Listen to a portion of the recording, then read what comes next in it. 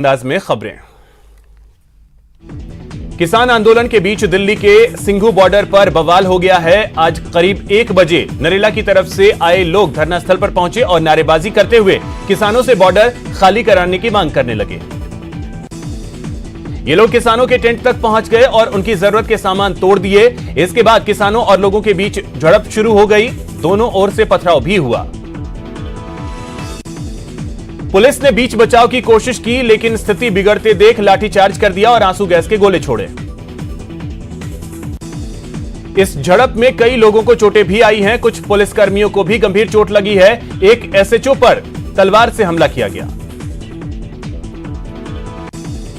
इधर अलवर के शाहजहांपुर बॉर्डर पर भी अब स्थानीय लोगों ने किसान आंदोलन का विरोध तेज कर दिया है। गुरुवार को जहां लोगों ने धरना स्थल खाली करने की मांग की, वहीं आज 42 गांव के लोगों ने महापंचायत की। 42 गांवों की महापंचायत को देखते हुए शाहजहांपुर बॉर्डर पर सुरक्षा बढ़ा दी गई है। मौके पर बड़ी संख्या में पुलिस बलों की तैनाती कर दी गई है। गाजीपुर बॉर्डर पर चल रहे किसान आंदोलन के समर्थन में चूरू के डोकवा गांव के लोगों ने देर रात नेशनल हाईवे 52 को जाम कर दिया। लोगों ने किसान नेता राकेश टिकैत के समर्थन में जमकर नारेबाजी की। किसान आंदोलन को समर्थन देने का ऐलान कर चुके आरएलडी के नेता जयंत चौधरी ने गाजीपुर बॉर्डर पर जाकर किसान नेता राकेश टिकैत से मुलाकात की। जयंत चौधरी ने कहा कि पीएम को इस मुद्दे पर बोलना चाहिए। उन्हें किसानों का भरोसा जीतने की जरूरत है।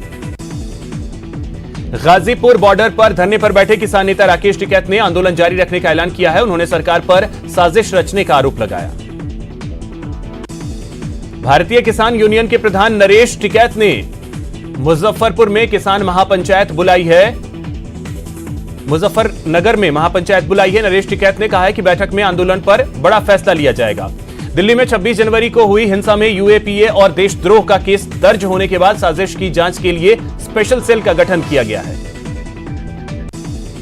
पीसीसी चीफ गोविंद सिंह डोटासरा ने किसानों के मुद्दे को लेकर केंद्र पर जोरदार वार किया। डोटासरा ने कहा कि केंद्र सरकार अंग्रेजों की नीति फूट डालो और शासन करो पर काम कर रही है। आज से संसद का बजट सत्र शुरू हो गया। सुबह 11 बजे राष्ट्रपति के अभिभाषण के साथ ही सत्र की शुरुआत हुई। 1 फरवरी को वित्त मंत्री निर्मला सीतारमण आम बजट पेश करेंगी।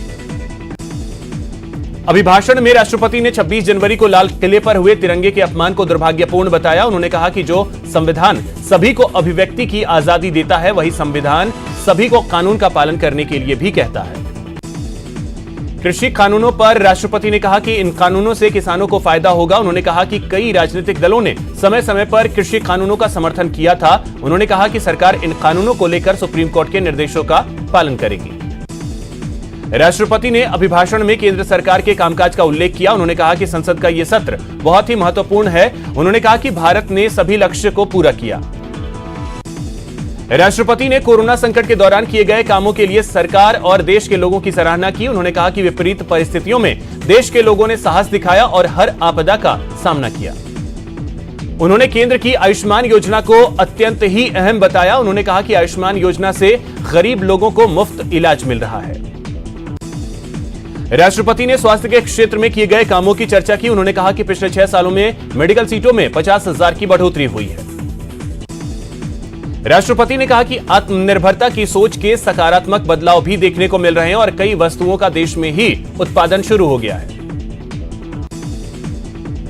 उन्होंने किसानों के लिए किए जा रहे कामों की भी चर्चा की। राष्ट्रपति ने कहा कि केंद्र सरकार की योजना के कारण अब किसानों की उनकी लागत का 1.5 गुना दाम मिल रहा है। राष्ट्रपति ने कहा कि सरकार की कोशिशों के बाद सिंचाई के साधनों में भी सुधार आया है, जिससे फल और सब्जियों के उत्पादन में वृद्धि हुई है। राष्ट्रपति ने कहा कि किसानों की दशा सुधारने के लिए सरकार ने रिकॉर्ड पैकेज दिए। उन्होंने कहा कि आत्मनिर्भर भारत अभियान से भारतीय कृषि भी मजबूत बनेगी। राष्ट्रपति ने कहा कि खेती और किसान को मजबूत बनाने के लिए सरकार ने स्वामीनाथन आयोग की रिपोर्ट लागू की और आने वाले दिनों में किसानों की आमदनी और बढ़ेगी। राष्ट्रपति ने कहा कि सरकार ने किसान निधि के जरिए देश के करोड़ों किसानों को आर्थिक मदद दी है, जिससे किसानों की खेती में सहूलियत हुई है। कांग्रेस सहित 19 दलों ने राष्ट्रपति के अभिभाषण का बहिष्कार किया। विपक्ष ने सरकार पर किसानों के हितों की अनदेखी करने का आरोप लगाया। सत्र शुरू होने से पहले पीएम नरेंद्र मोदी ने कहा कि दशक का पहला सत्र शुरू हो रहा है और इस दशक की मजबूत तैयारी के लिए सभी तरह की चर्चा होनी चाहिए।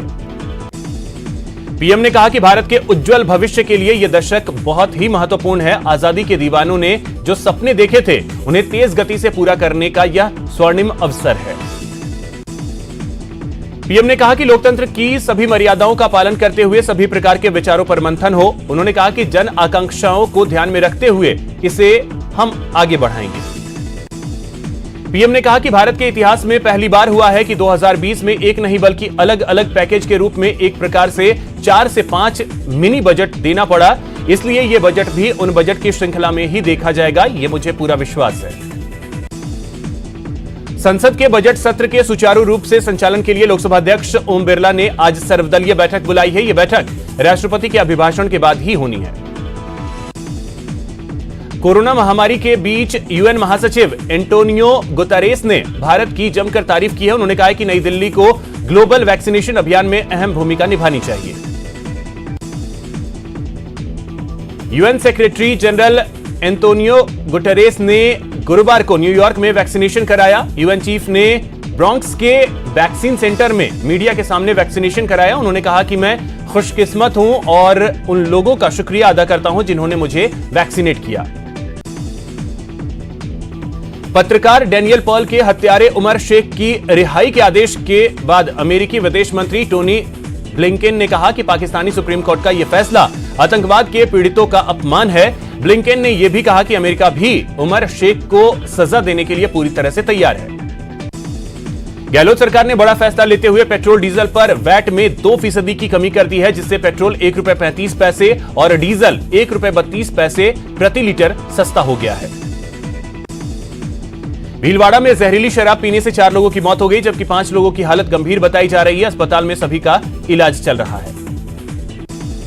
4 लोगों की मौत के बाद गांव में मातम पसरा हुआ है। इन मृतकों में एक की शादी 3 महीने पहले ही हुई थी।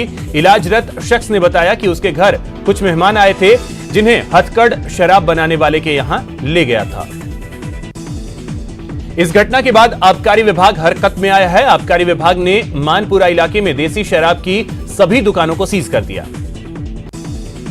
भीलवाड़ा शराब कांड पर न्यूज 18 की खबर का असर हुआ है। मामले में मांडलगढ़ थानाधिकारी को सस्पेंड कर दिया गया है। वहीं सीएम ने मृतक के परिजनों को 2-2 लाख रुपए मुआवजे का ऐलान किया है। कोटा पुलिस ने इनामी बदमाश असलम उर्फ चिंटू को गिरफ्तार कर लिया है। सुप्रीम कोर्ट ने 21 दिन में गिरफ्तारी के आदेश दिए थे। गैंगस्टर पपला गुर्जर को आज अलवर के बहरोड कोर्ट में पेश किया गया, जहां से कोर्ट ने उसे 2 दिन की न्यायिक हिरासत में भेज दिया। इस दौरान पुलिस उससे पूछताछ भी कर सकती है।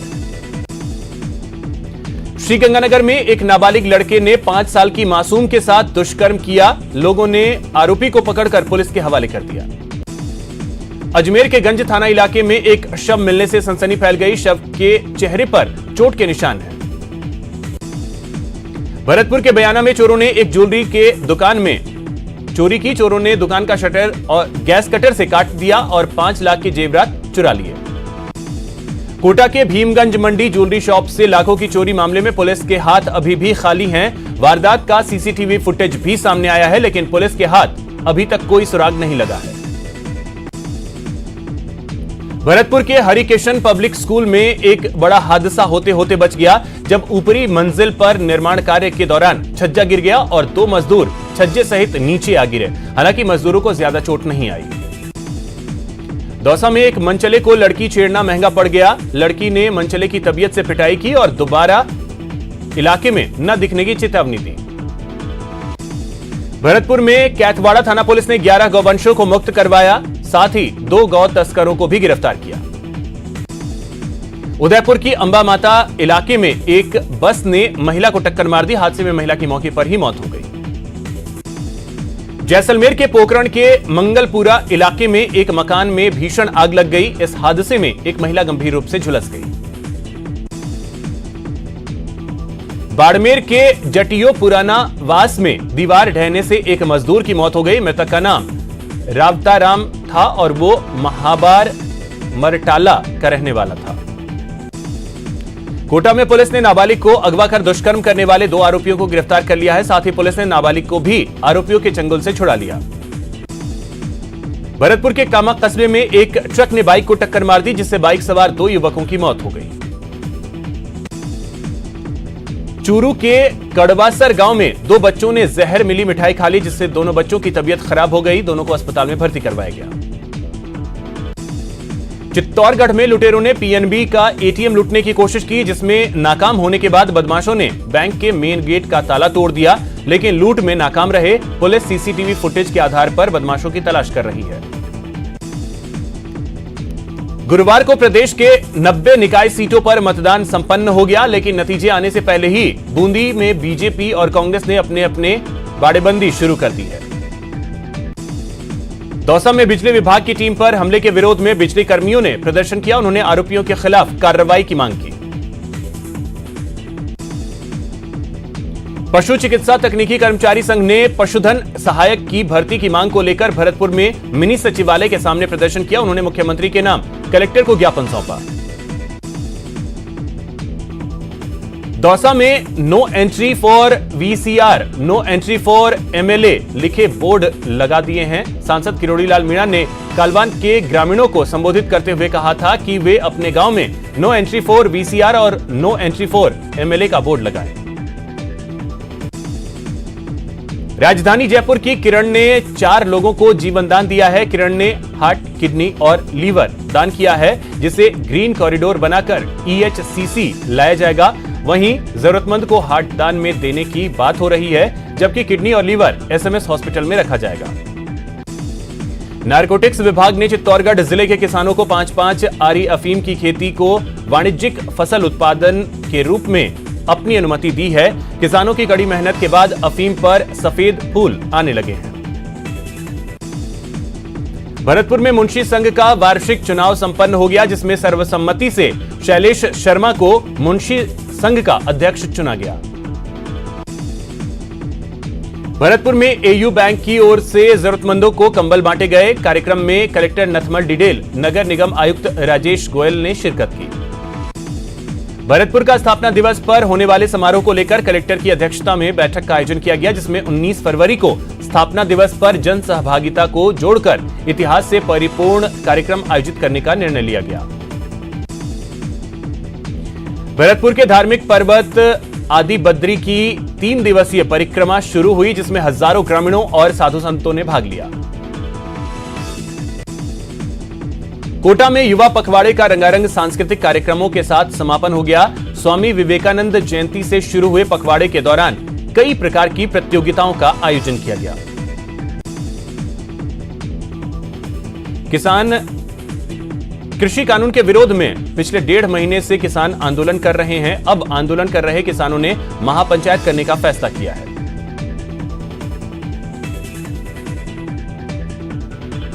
पिछले 24 घंटे में देश भर में कोरोना के 18,855 नए मामले सामने आए।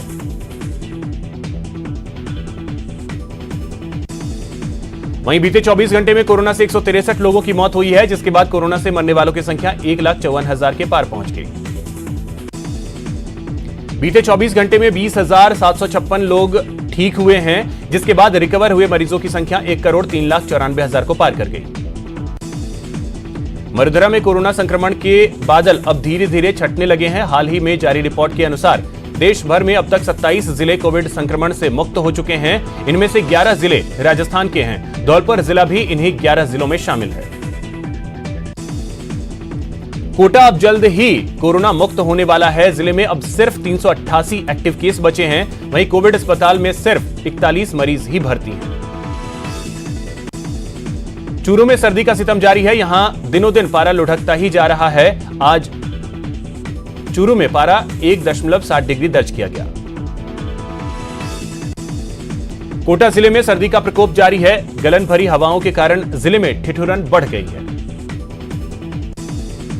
प्रदेश के अधिकतर हिस्से में शीतलहर और घने कोहरे का प्रकोप जारी है। करौली भी आज घने कोहरे की आगोश में रहा।